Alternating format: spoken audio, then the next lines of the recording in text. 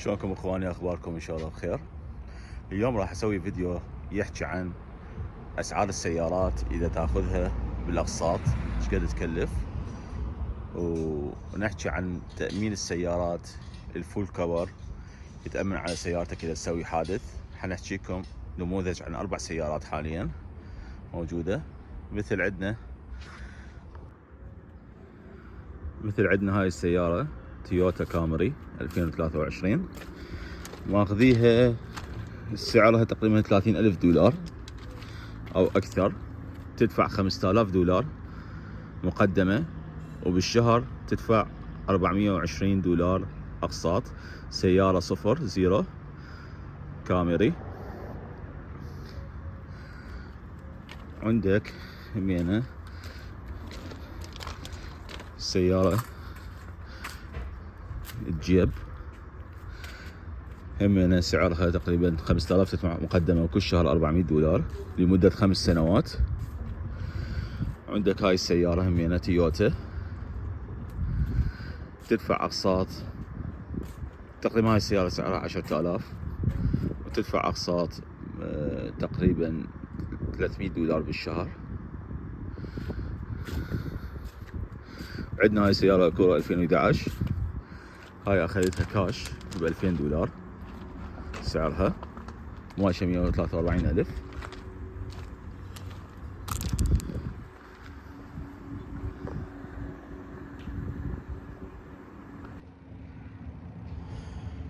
فمثل ما قلنا حكينا عن نموذج 4 سيارات، هي الجيب والتويوتا 2023 والتويوتا والاكورا، 4 سيارات. انه الاقساط المدة مالتها تدفعها مدة 5 سنوات، اذا تدفع دفعات اكثر تقل عليك.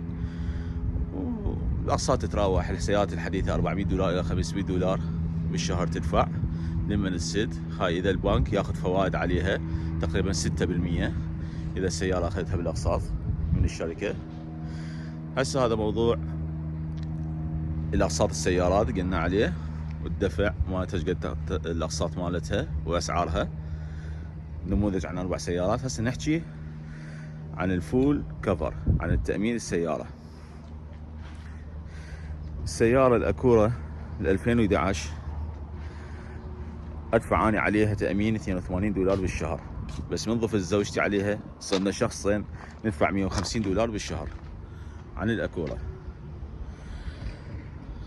هاي السيارة تويوتا اللوخ ندفع تقريبا فول كفر، يعني ضارب ومضروب، ندفع 190 دولار بالشهر. وهاي السيارة تويوتا 2023 تدفع 200 دولار بالشهر تقريبا. وسيارة الجيب تدفع تقريبا هم 200 دولار بالشهر الفول كفر. هسه نجي نحكي عن التأمين السيارة. إذا أنت دعمت أحد أو إذا أحد دعمك، شنو الحقوق اللي تصير عليك وتصير على المقابل.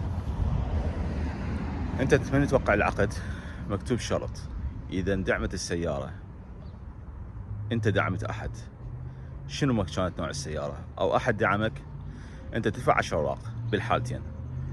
هسه نجي شلون أنا أدفع انشورنس فول كفر بالشهر 100 أو 200 أو 150، وليش أنا أدفع 10,000 دولار بالشهر من تندعم السيارة؟ أكو حالتين. إذا كان الغلط من عندك أنت تدعم، راح تدفع 1000 دولار ويعوضون صاحب السيارة مقابل تقريبا 5000 6000 دولار أو أكثر حسب نوع السيارة وحسب الحادث. وال1000 دولار مالتك تروح، وراح تزيد تصير عليك نقطة وتدفع انشورنس. الشهر اللي بعده والفترة المقبلة حيزيد عليك، مثلا تدفع 200 تصير مثلا 300 دولار، يعني انت سويت حادث سيارتك ما مضبوطة. بس اذا انت اندعمت والصوت مو من عندك، هم تدفع 1000 دولار، بس وراها ترجع لك ال1000 ويعوضوك الشركة من 5000 الى 6000 او اكثر حسب نوع الحادث وتصليح السيارة. هاي الفكرة.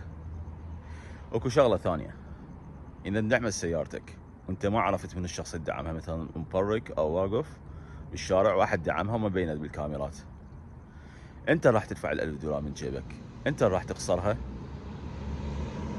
يعتبر ما التصليح وكل شيء ما يتعوض، حتى لو كان الصوت من عندك، انت تدفع الفلوس يصلحوا لك السيارة بدون تعويض، لان انت ما عرفت الشخص منو دعم السيارة.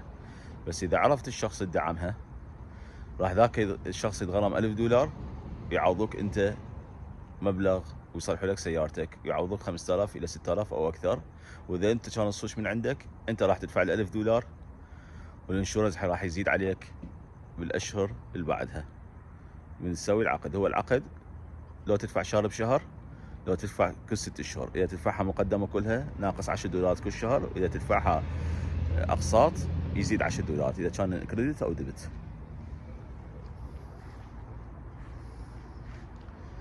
نشوفكم فيديو ثاني ان شاء الله. ان شاء الله هذا الفيديو ينال اعجابكم ويعجبكم، ودعمونا بالقناه وسوي اشتراك ودعم، عم ننزل لكم مواضيع مختلفه وفيديوهات جديده.